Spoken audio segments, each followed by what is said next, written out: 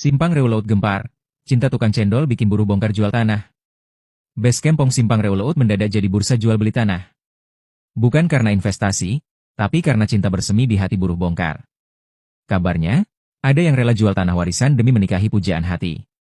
Si Anu udah lama kesengsem sama tukang cendol, bisik sumber terpercaya, padahal toa mau nasah kalah kencang. Modal nikah cekak, ya sawah pun melayang. Aksi ini memicu perdebatan panas di Basecamp. Kubu pro cinta berteriak, halal. Cinta itu butuh pengorbanan. Kubu realistis mencibir, nanti makan apa?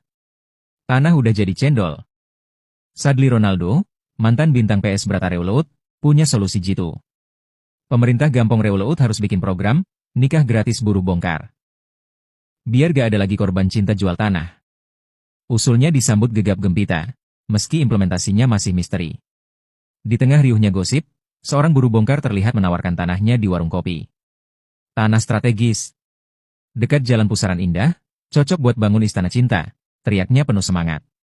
Entah siapa pembelinya, yang jelas, cinta memang bikin orang kalap. Dan di Basecamp Pong Simpang Reulaut, kegilaan ini mencapai level maksimum.